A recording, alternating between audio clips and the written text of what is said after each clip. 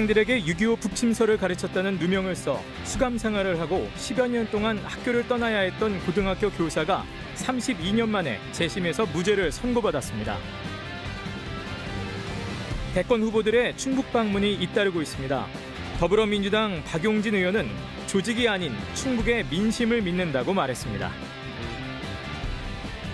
괴산고추축제가 제한적이지만 소비자들과 직접 만나는 본격적인 대면 행사를 시작했습니다. 현장과 랜선이 혼합된 이색 축제가 이어지고 있습니다. 여러분 안녕하십니까? 계속해서 충북 소식입니다. 어제 충북 코로나19 발생 현황부터 알아보겠습니다. 신규 발생 확진 환자는 29명입니다. 지역별로는 청주 16명, 충주 6명, 제천 3명, 음성 2명, 진천 1명, 영동 1명이 확진됐습니다. 충북 누적 환자는 5,257명, 충북 누적 사망은 73명입니다. 학생들에게 6.25 북침서를 가르치고 북한 체제를 찬양했다는 누명을 써 수감 생활을 하고 10여 년 동안 학교를 떠나야 했던 고등학교 교사가 32년 만에 재심을 통해 누명을 벗었습니다. 법원은 이 두 가지 혐의에 대해 원심을 파기하고 모두 무죄를 선고했습니다. 32년 전 수사와 재판 증거들이 대부분 증거 능력도 없거나 신빙성이 없다는 게 주된 이유였습니다. 조미애 기자입니다. 강성호 고등학교 일본어 교사는 32년 전인 1989년 국가보안법 위반죄가 인정돼 청주지법 제천지원에서 징역 1년의 실형을 선고받았습니다. 항소심을 거쳐 징역 1년에 집행유예 2년으로 감형돼 8개월 수감 생활 끝에 풀려났고 대법원 판결도 그대로 확정됐습니다. 그러나 당시 수사 과정에 불법 체포와 감금이 인정돼 재심 청구가 받아들여졌고 32년 만에 무죄를 선고받았습니다. 진실 승리라는 한 가지 마음으로 제가 여기 왔습니다. 무죄 선고받은 것보다 더 중요한 생각은 사제지간을 짓밟은 국가폭력은 두 번 다시 되풀이되어서는 안 됩니다. 1989년 그가 국가보안법 위반으로 재판에 넘겨진 이유는 두 가지입니다.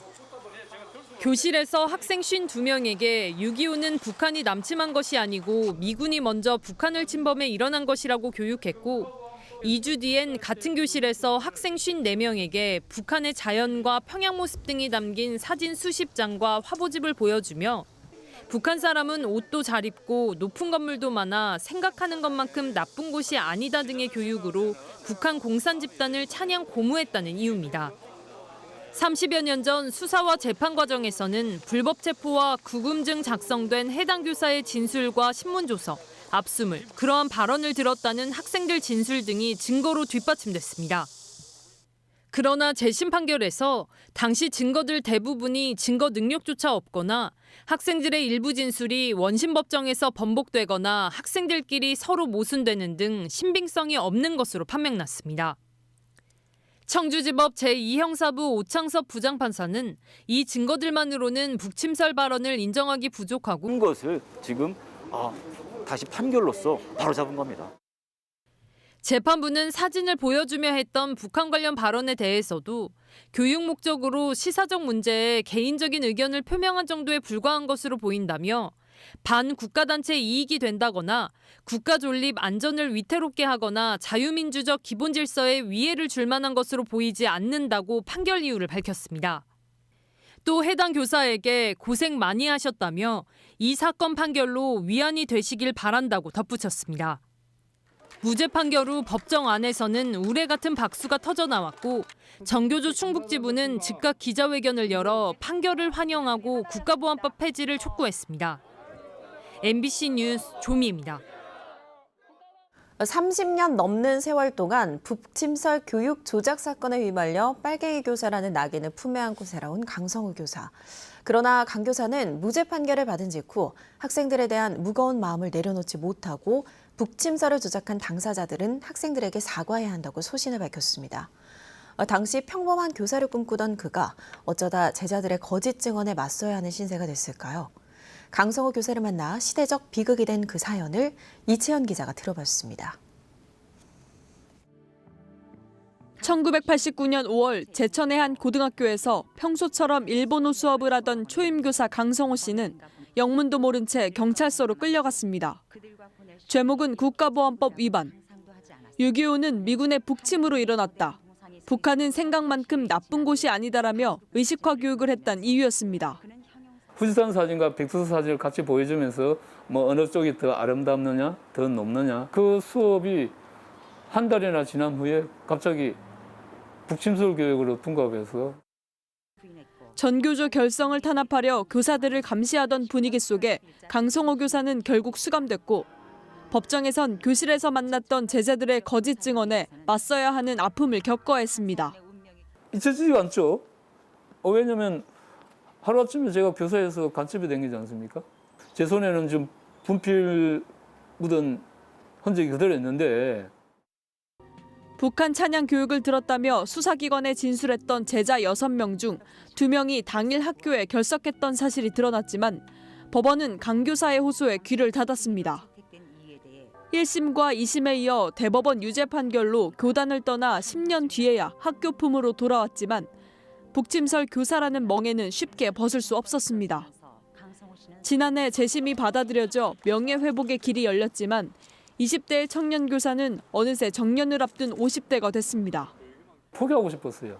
제자와 스승을 이렇게 국가보안법이라는 잣대로 이렇게 서로에게 상처를 준 이 현실은 반드시 바꿔야 되겠다. 그러기 위해서는 반드시 내가 진실을 밝혀야 되겠다. 강성호 교사에게 지워진 멍해와 책임은 군부 독재 체제 유지를 위해서라면 한 개인의 인격과 양심, 교권이 희생될 수 있다고 여겨졌던 암흑시대가 낳은 비극이었습니다. MBC 뉴스 이채연입니다. 정부와 보건의료 산업노조가 총파업 직전 합의를 이룬 가운데 제천이 요구하고 있는 공공병원 설립도 합의 조항에 포함돼 관심이 쏠리고 있습니다. 지역 주민의 강한 요청에 있는 공공병원 설립은 해당 지자체, 재정당국 등과 논의를 거쳐 추진합니다. 지자체가 예비 타당성 조사 신청 요건을 갖춘 경우 조사가 면제될 수 있다는 조항이 합의문에 포함됐습니다. 현재 공공병원을 요구하는 지역은 제천과 울산, 광주, 대구, 인천, 동부산 등입니다. 지난해 6월 농민회 등 7개 시민단체는 제천 단양 공공의료 강화 대책위를 설립하고 심혈관과 중증 외상 환자 치료를 위한 공공병원 의료체제 구축을 요구하고 있습니다. 더불어민주당 대선 경선 대의원 투표가 이번 주말 충청권에서 시작됩니다. 반전을 노리는 후보들에게 충청권에서의 결과는 그만큼 중요한데요. 가장 젊은 후보인 박용진 국회의원이 어제 충북을 찾아 조직이 아닌 민심이라며 지지를 호소했습니다. 신병관 기자의 보도입니다. 이번 주말 충청권 대의원 투표를 앞두고 충북을 찾은 박용진 후보. 나라 또 물쓰기 대회에 나온 거냐며 다른 후보들을 싸잡아 비난했습니다. 박 후보는 기본소득을 내세우는 이재명 후보는 물론 제대 군인에게 3천만 원을 준다는 이낙연 후보, 20살이 되면 1억 원을 준다는 정세균 후보 모두 세금으로 미래 세대에 막대한 짐을 지워 나라를 위기에 빠뜨릴 것이라고 공세에 날을 세웠습니다. 나라 빚이 천조입니다. GDP 대비 드디어 국가 부채가 이제 50%가 넘어서기 시작했습니다. 이렇게들 하실 거예요, 정말? 언제까지? 아니 우리 20대, 30대들한테 안 미안한가요? 지역 공약으로 김포공항을 인천공항에 통합한 뒤 청주공항의 기능을 강화하고 청주교도소 이전 추진도 지원하겠다고 약속했습니다.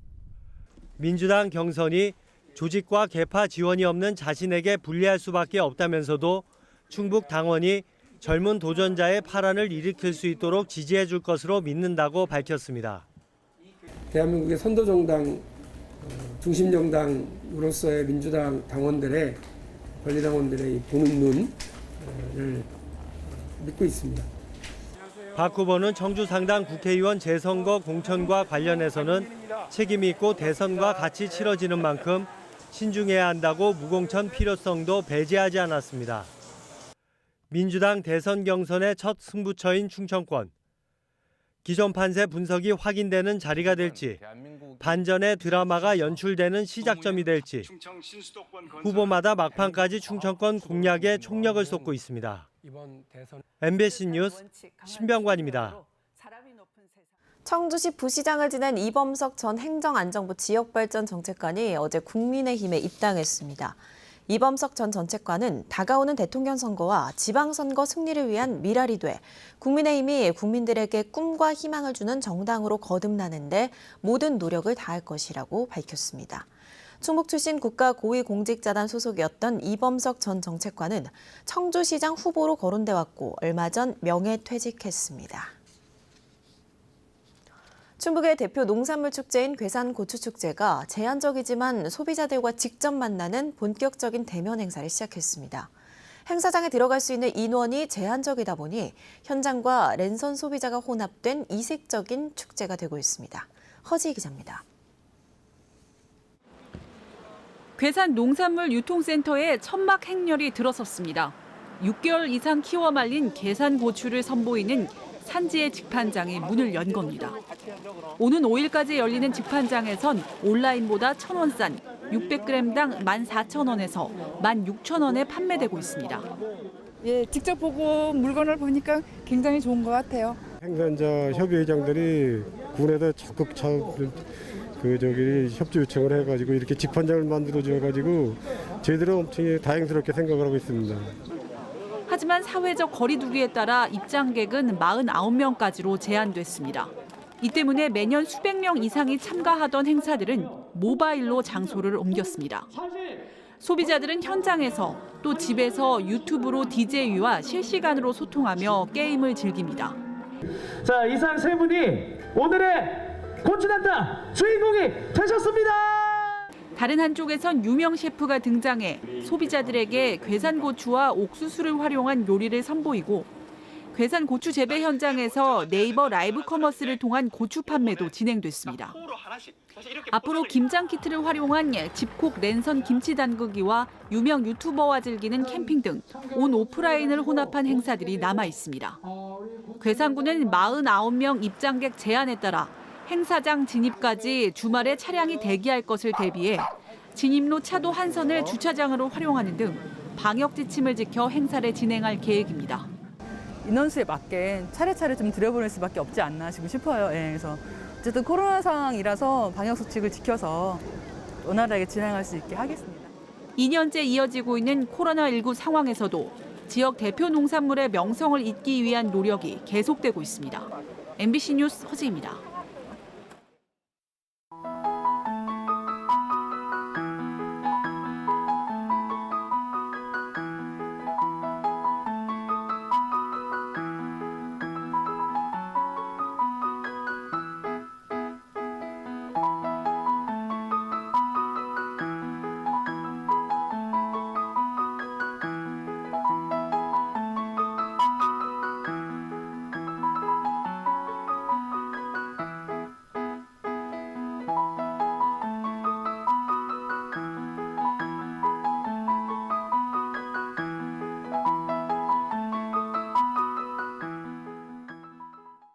지난해 전북 용담댐 과다방류로 피해를 본 옥천 주민들이 정부와 수자원공사를 상대로 환경 분쟁 조정을 신청합니다. 피해 주민 250여 명은 오늘 주민대표가 중앙환경분쟁조정위원회를 방문해 55억 원의 배상을 요구하는 조정 신청서를 내기로 했습니다. 옥천에서는 지난해 8월 용담댐의 과다방류로 주택 13채와 농경지 49헥타르, 공장 한 곳이 침수되고 42가구 70여 명이 긴급 대피했습니다. 침수 피해를 본 영동과 충남 금산군 주민들도 조만간 환경 분쟁 조정을 신청할 계획입니다. 청주 여중생 사건과 관련해 김국기 도의원이 충북교육청이 내놓은 대책에 새로울 게 없다고 비판했습니다. 김 의원은 도의회 5분 발언에서 시스템이 없었던 것도 아닌데 작동하지도 않는 그 시스템을 손본 꼴이라며 학교와 충북교육청의 안이한 대응이 비극을 부른 상황이라고 질타했습니다. 김 의원은 충청북도를 향해서도 공동대응 매뉴얼과 자치경찰위원회의 재발 방지책이 아직 무소식이라며 위기 상황을 교육청에 통지하는 법 개정이 시급하다고 덧붙였습니다.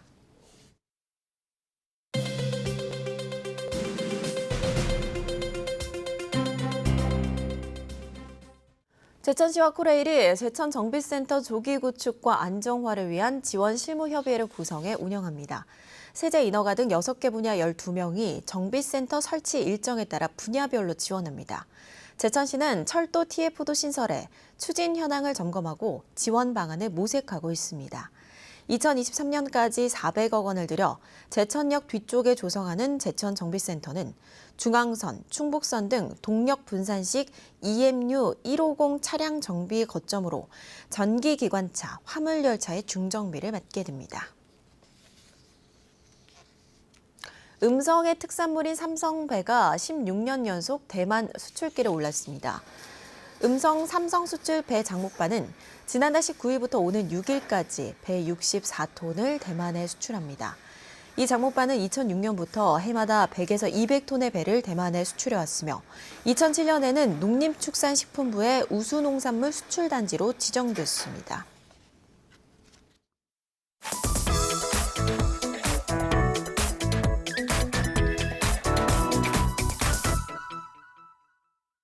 네트워크 오늘입니다. 강원 동해안 최대 하천이자 연어의 고향인 양양 남대천에 생태 관광을 위한 수상 레포츠 센터가 들어서 10월부터 운영을 시작한다고 합니다.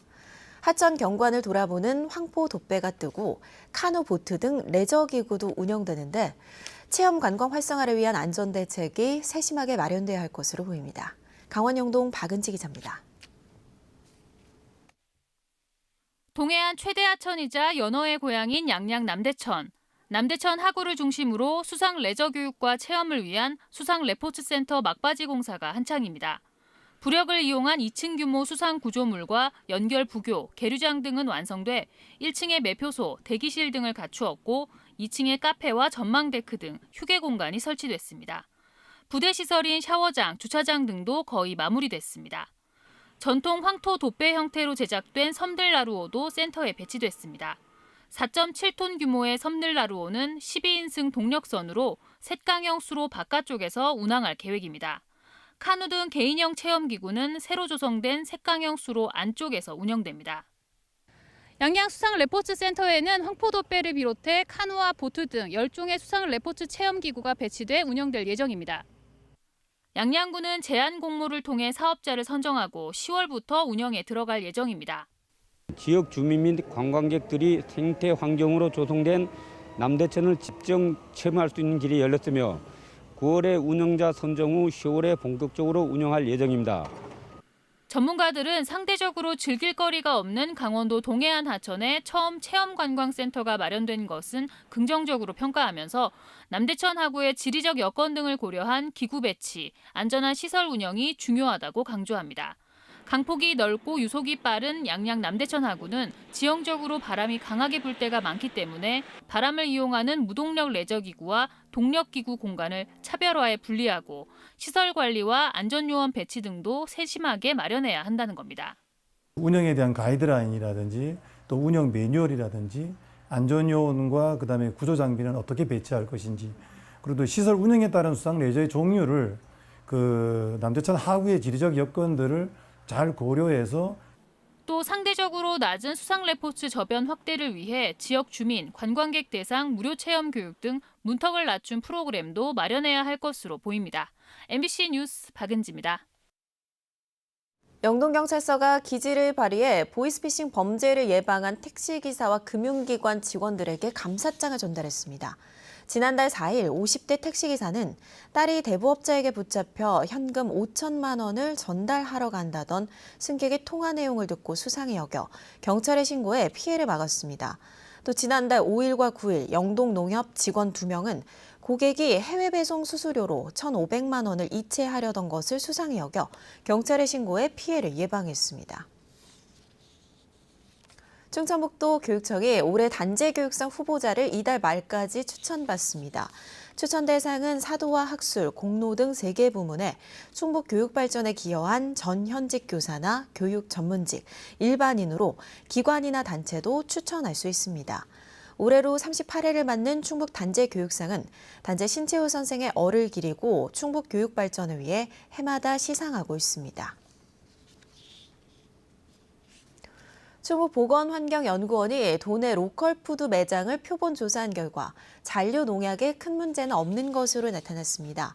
청주와 충주, 제천 등 도내 중북부 지역 로컬푸드 매장 6곳을 골라 부적합 빈도가 높은 나물류와 제철 채소를 중심으로 잔류 농약 안전성 검사를 실시한 결과 모두 적합 판정을 받았다고 밝혔습니다. 티아메톡삼 12회, 플루오피람 8회 등 33가지의 잔류 농약 물질이 검출됐지만 모두 허용 기준 이내로 확인됐습니다. 청주시가 주민 참여 예산제 활성화를 위해 시민 참여 예산 교육을 진행합니다. 온라인으로 기본교육과 심화교육 2개 과정이 135분 동안 진행됩니다.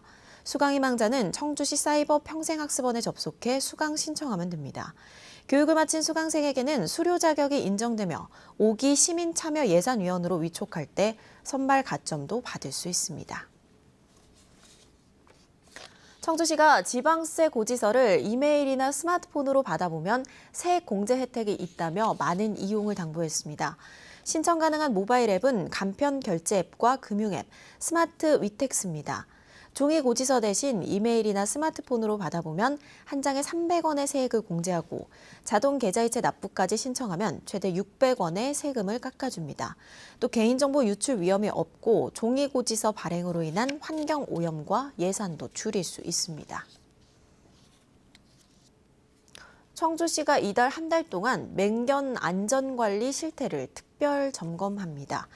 대상은 도사견과 아메리칸 핏불 테리어, 스테퍼드셔 불테리어 등의 맹견과 그 잡종으로 맹견 소유자의 책임보험 가입과 3시간 법정 의무교육 이수 여부를 점검합니다. 또 외출할 때는 인식표와 함께 목줄과 입마개를 반드시 착용하도록 안내하고 위반 사항이 적발되면 300만 원 이하의 과태료를 부과할 방침입니다. 뉴스투데이 충북 소식 마칩니다. 시청해주신 여러분 고맙습니다.